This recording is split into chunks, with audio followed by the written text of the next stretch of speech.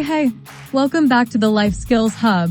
If you caught episode 1 of the Anger Playbook, we broke down what anger really is. An emotion and energy, sometimes a mask, and definitely not always the villain it's made out to be. But today, we're turning the spotlight on you. The big question is, do you have a problem with anger? Stick around, because by the end of this episode, you'll have a better idea of where you land on the anger scale, low, medium, or high. Let's go. First off, don't freak out. Having anger doesn't automatically mean you have an anger problem. Everyone gets mad. It's human. What we're talking about today is how often, how intense, and how much control you have when anger shows up. Because if anger is in the driver's seat too often, that's when problems start. Here's a simple scale to help you figure out if anger is just passing through or setting up camp in your life.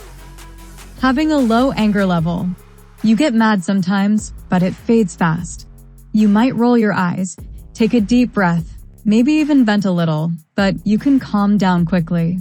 You don't hurt people with your words or actions, and you usually feel in control. You're like, yeah, I was mad, but I handled it. For example, you get skipped in a game and you're annoyed, but you keep your cool. Medium anger level. You get irritated often at school, at home, with friends, and sometimes you snap. You might raise your voice, shut people out, or throw shade. You regret things you said or did afterward. You want to control it, but sometimes the anger wins. An example is, you get called out by a teacher and your instant reaction is to talk back, escalate the issue, or shut down completely. Having a high anger level. Your anger is explosive. You blow up over small things. You yell, hit walls, break stuff, or lash out at people. You feel out of control in the moment, and afterward, you either feel guilty or like no one understands you. Anger might even be your go-to emotion when anything feels off. Hurt, sadness, fear, stress, all covered in anger. For example, your sibling borrows your hoodie without asking, and you throw it in the trash. You get into their space, you get physical or scream at them for 20 minutes. All right, be real with yourself.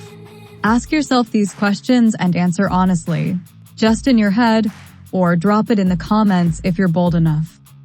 Do people often say you're too much when you're mad? Do you hold on to anger long after the moment has passed?